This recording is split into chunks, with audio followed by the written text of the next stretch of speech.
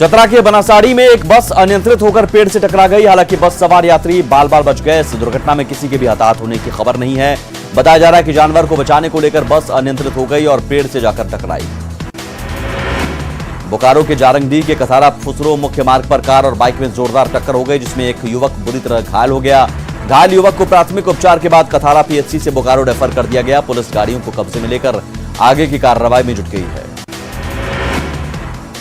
दुमका के देवान बड़ी गांव में तेज आंधी की वजह से सड़क पर पीपल का पेड़ गिर गया, जिससे यातायात बाधित हो गया। वहीं पेड़ का कुछ हिस्सा बगल के धान के खेत में भी जा गिरा, जिससे फसलें भी नष्ट हो गई।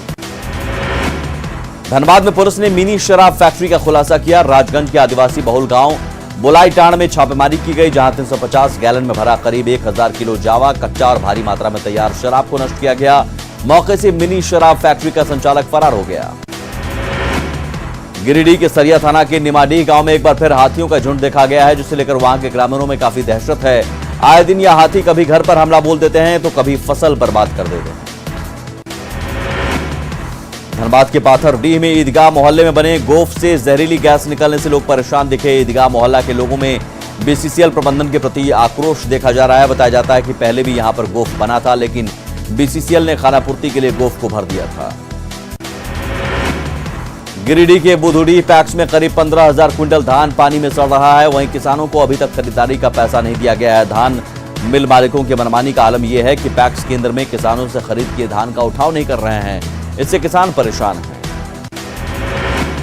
रांची में कोरोना के बढ़ते संक्रमण को देखते हुए राज्य भर के वकील अगले एक हफ्ते तक न्यायिक कार्यों से दूरी बनाए रखेंगे। इस संबंध में झारखंड स्टेट बार काउंसिल की ओर से निर्देश जारी किए गए हैं। हालांकि हाईकोर्ट में कोरोना को लेकर दायर याचिका पर संबंधित वकीलों को उपस्थित रहने की छूट जरूर दी गई है। लॉकडाउन के नियमों का सख्ती से पालन कराने को लेकर देवघर एसपी अश्वनी कुमार सिन्हा ने फ्लैग मार्च किया। एसपी ने मीना बाजार, सब्जी मंडी और देवघर की गलियों में भी मार्च किया। इस दौरान एसपी ने कहा कि लॉकडाउन के नियमों का उल्लंघन हो रहा है, लिहाजा सख्ती जरूरी है। दुमका में हुई एक दिन की बारिश ने नगर परिषद की पोल खोल दी। हल्की बारिश में ही शहर के निचले इलाकों में घरों और दुकानों में नाला का गंदा पानी घुस गया, जिससे लोगों को खासा परेशानी हो रही है। नगर परिषद के इस उदासीन रवैये से लोगों की नाराजगी साफ दिख रही है। चतरा एसपी ऋषभ झा ने पुलिस लाइन में रक्तदान शिविर का आयोजन किया, जहां पुलिसकर्मियों ने रक्तदान किया। रक्तदान को लेकर पुलिसकर्मी काफी उत्साहित दिखे। आपको बता दें कि शिविर में ब्लड कलेक्ट कर ब्लड बैंक को दिया गया।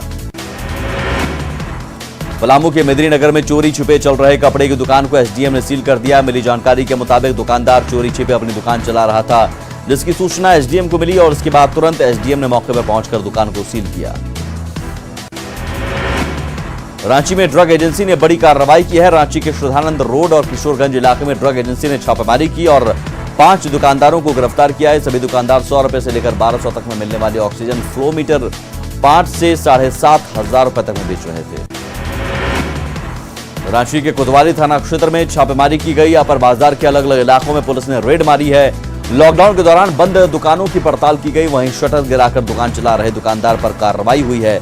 पुलिस ने दुकानदार के खिलाफ एफआईआर दर्ज किया है।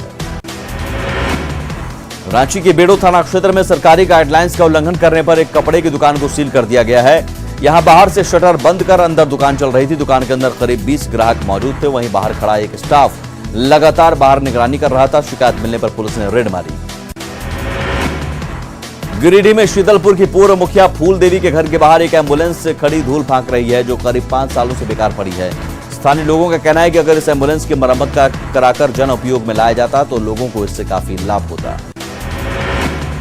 बोकारो पुलिस लाइन में 20 bed oxygen supported Covid care centre की शुरुआत की गई। अगर कोई पुलिस अधिकारी या जवान कोरोना संक्रमित हो जाते हैं तो उनका इलाज यहां तत्काल शुरू हो सकेगा।